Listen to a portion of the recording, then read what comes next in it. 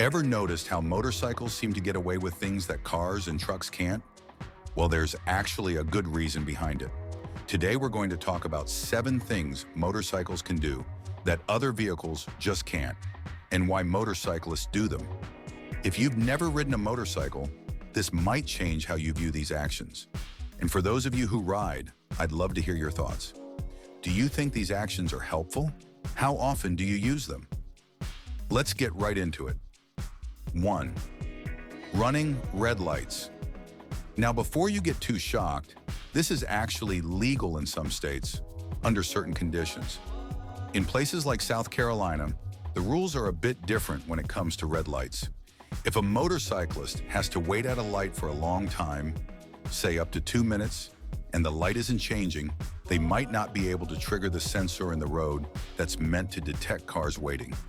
Since motorcycles are much smaller than cars, they don't always trip these sensors. Some riders, not aware of the laws, may try to get a car to pull up behind them to activate the sensor. However, in certain states, if it's safe and you've waited long enough, you can actually treat the red light like a stop sign and proceed when the coast is clear. 2. Lane splitting. Another thing motorcycles can do that cars and trucks can't is lane splitting. This is something that should really be approved in every state. It's a simple fact. Too many motorcyclists are rear-ended in heavy traffic. Lane splitting can help reduce these incidents. Right now, the only state where it's legal is California, and honestly, this is one of the good things about their laws. In California, though, there are rules to keep it safe. There's a speed limit on lane splitting, so you can't just zip through at high speeds. Since motorcycles are smaller and more agile, they can fit between cars, which is a huge advantage when traffic is at a standstill.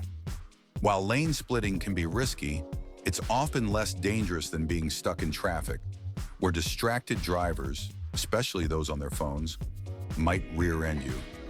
It's not uncommon to hear drivers say they didn't see motorcyclists, even if they're on the side of the road. And in the case of cars and trucks, rear-end accidents happen all the time, with drivers claiming they couldn't stop in time. On a motorcycle, it's even riskier. That's why lane splitting, when done legally, like in California, where it's allowed at speeds under 40 miles per hour, can actually improve safety for motorcyclists. But here's the catch. Drivers need to be aware of the lane splitting laws.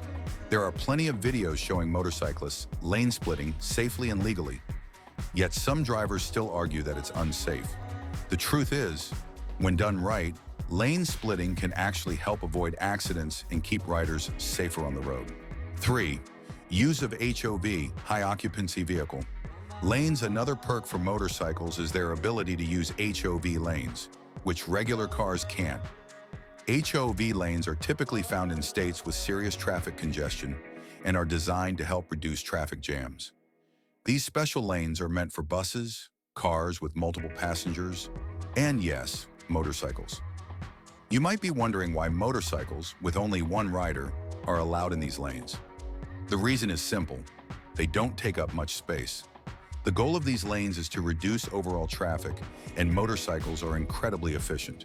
In fact, if just 25% of cars were replaced by motorcycles, traffic could flow much better. Look at countries where motorcycles are the primary mode of transport, and you'll see much smoother traffic. Here, though, traffic laws still apply. So while the roads aren't as crowded as in some places, seeing a motorcycle in an HOV lane shouldn't come as a surprise. Many states allow motorcycles in these lanes. 4. Use of toll roads. Toll roads are another area where motorcycles get a break. While tolls are becoming more common across the country, they're still not as widespread as many would like. However, many states have tolls, and the rules can vary. For instance, in North Carolina, motorcycles can ride on I-77 without paying a toll. Some sections of I-95 have similar policies. In New York, motorcycles may pay half the toll that cars do. Some tolls charge based on axle count, so motorcycles, having only 2 axles, might pay less or not at all. Michigan doesn't have toll roads, but does have toll bridges. In some cases, there are even toll roads where motorcycles aren't allowed. Each state handles tolls differently. Colorado, for example, has its own unique rules. just like other states. Fortunately, some places recognize that motorcycles cause less wear and tear on roads compared to heavy trucks, which can cause significant damage. Road damage from cars in general is also a factor, so motorcycles aren't as much of a concern. While Tennessee is known for its nice, toll-free roads, some toll-free areas have roads in worse condition. In general, motorcycle riders may or may not have to pay tolls or use express lanes, but in some places, motorcycles get discounts or are allowed to use express lanes, while cars can't. 5. Use of special parking spots. Another benefit for motorcyclists is having special parking spots that cars don't. When a business has designated motorcycle parking, it feels like they're showing some love for bikers. It's a refreshing change, especially considering that motorcyclists don't always get the best treatment in the US. Seeing these parking spots is a sign of respect for riders. That said, some motorcyclists do park where they shouldn't, like between handicap spaces, and that's not acceptable. Parking on sidewalks is generally a no-go, though a few places might make exceptions. Some businesses, biker bars or not, offer special motorcycle parking because motorcycles take up less space. This is especially common during bike weeks when a large number of riders are out and about. While motorcycles aren't supposed to use emergency lanes or sidewalks, riders sometimes use them in dangerous situations, like when a car is speeding up behind them or when they need to get out of the way of an aggressive driver. In some cases, riders might pull into an emergency lane to stop and stretch if there's no real emergency. It's not the ideal scenario, but it's sometimes necessary for safety. When you ride a motorcycle, you have the ability to go places other drivers can't. If you're stuck in traffic in a car or truck, you're just stuck. In a car or truck, your options are limited. But on a motorcycle, if you're cautious and stay aware, you have many more choices than other drivers. 6. Use of the entire lane. Let's talk about how motorcycles can use the entire lane, something cars and trucks can't do. You may notice motorcycles moving from the left side of their lane to the right or weaving slightly. It might seem like they're showing off, but in reality, they're doing it to get a better view of the road ahead. Unlike cars and trucks, motorcycles are more sensitive to road hazards, like debris.